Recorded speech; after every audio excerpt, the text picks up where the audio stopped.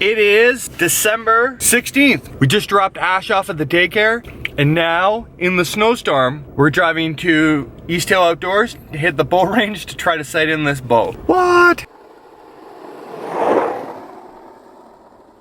So I was gonna head straight to the range, but this is probably going to take longer than I expected to. So I gotta go upload yesterday's vlog before I can leave.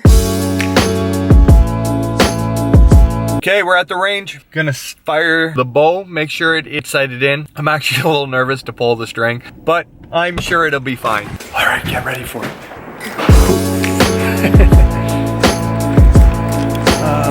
We'll just use this tune, and then I don't have to spend the whole day sighting it.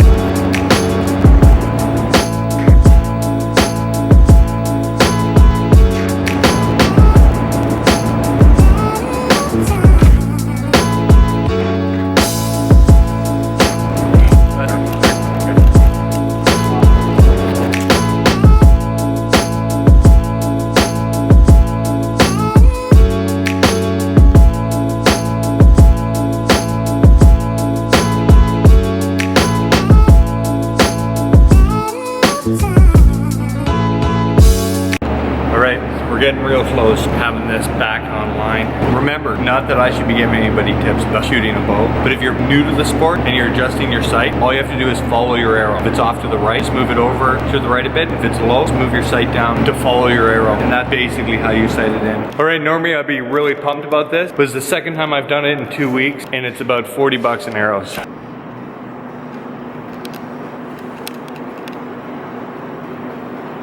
And it's still a little off target. That is one long arrow. We're gonna have to get a couple cut before we leave here. Son of a... Okay, we're on our way. I feel quite confident. I think I got it sighted in pretty good. I'm quite happy with how it's shooting. I have my Robin Hood arrow. It took a little longer than I thought it was going to, but it's better to be safe than sorry. What's up? Oh, you knew it. Oh, no, you don't need more 4 feet now. What's up? What's shaking, brother? I headed over to Gagnon in Oshawa. I probably spent more money on fishing gear at Gagnon Sports in 20 years than I have anywhere else. Great people. Hopefully Sunday or Monday on the vlog, sometime next week, we're gonna go in there and we're gonna talk about what you need for ice fishing and ice fishing, but what you absolutely have to ice fish. Another kind of boring day here at FearFishing. Let's hope it doesn't end up like yesterday's boring day where drone that wouldn't work, drone crash, broken bow. Feeling good about today. Making moves, having fun.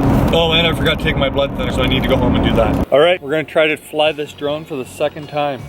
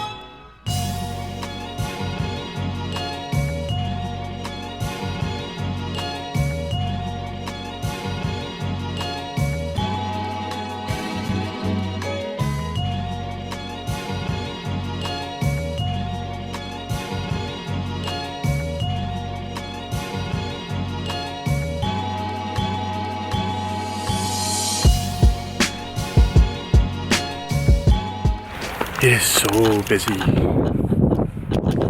So busy because of Christmas.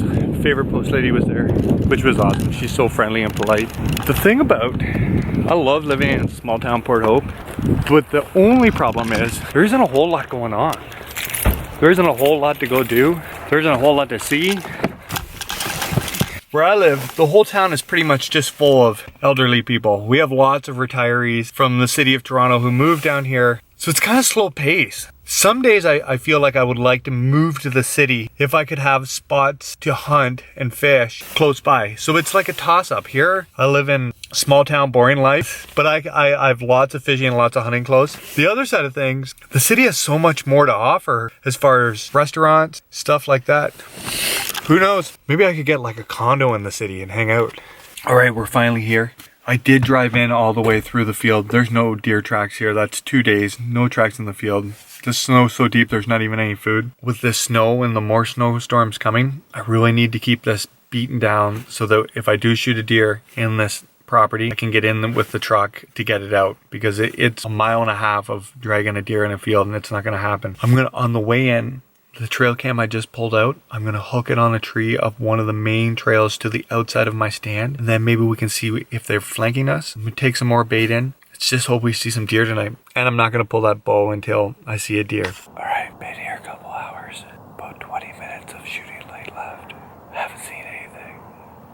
All right, just home from deer hunting. No action again tonight. I don't know what's going on. There's tracks all over the place. I'll hunt tomorrow. If we don't see anything tomorrow, I'm probably gonna get the diagram board back out, ask for more help from you people. Now, while I'm sitting here, I'm gonna have date night with Amber coming up. They're on their way to a volleyball tournament tonight, so I'm not gonna see them probably most of the weekend. No, I think they're coming back tomorrow.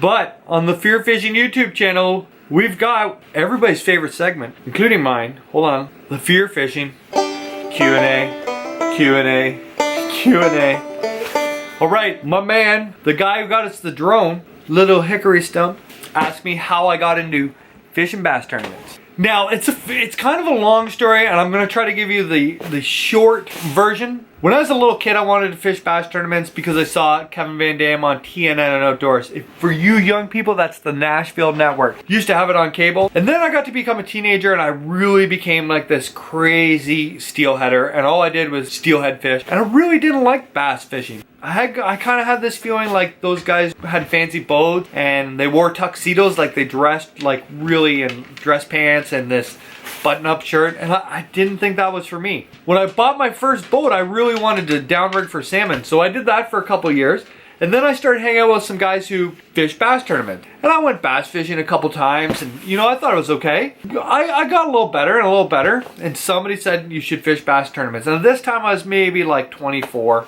and to be totally honest, I wasn't like the kind of guy who would go on stage, and I know this is hard for you guys to believe. I was shy. I didn't want to not do well in tournaments, and I was shy about going on stage. I didn't want to be embarrassed by not doing well in a tournament. So I didn't fish tournaments. But then my grandfather passed away. And my grandfather was more than just my grandfather. My grandfather was like my best friend I ever had in the whole world. He wasn't like a grandfather. He was kind of like a guy who I went and hung out with and went farming with, talked about life, like the real deep stuff. A couple days before he passed away, he sat me down and basically told me to just throw it all out there. Don't leave any regrets behind, because you don't want to be a dying man telling your grandchild that you should have done stuff differently. From that point on, never been scared to do anything, including bass tournaments. That is really a moment that has stuck with me my whole life. That, and if you ever watched the movie We Bought a Zoo, every time I have to do something that I don't want to do and I'm nervous about, I think about those brave 20 seconds. If you can just have, it might even be shorter than that in the movie, same reference. If you can just have 20 seconds to be really brave and go do it, probably not as bad as you think it is. It's not that scary. Ask the girl out. Do whatever you need to do. Just be brave. So the next 2 years, I got my ass handed to me in bass tournaments, and then it all started to come together. But why did I get into bass tournaments? I don't know. I watched them on TV. I thought it was cool. As soon as my grandfather passed away and I got over the, worrying about what other people think, I thought after that, and here it is. After my grandfather passed away, I thought this is the worst thing that could ever happen to me. Who cares about the rest? And I went and fished a lot and did well in bass tournaments, struggled in bass tournaments, And no matter what happens, I just think about that moment and I think you gotta have brave 20 seconds. And if you have a dream, all you need, just get out there and do it. So why did I get into bass fishing tournament? Just kind of happened. I don't remember some specific moment where I became all gung-ho or worked my way up. I never joined a bass club. Honest to God, the first bass tournament I ever fished, I might have fished bass 2 years before that. And before that, I could tell the number of bass I caught because we didn't have a family boat or anything on 2 hands. I probably caught less than 10 largemouth bass in my whole life before the 2 years prior to fishing bass tournament. I hope that answers your question. I have to go, the lovely young Amber, to dinner at the Olympus Burger. All right, so here we are. Amber and Emma are leaving shortly for a volleyball tournament in Toronto. I haven't seen Amber all week. Emma is at work at the Olympus Burger. Amber is running inside, and we are going to spend another half an hour catching up on life.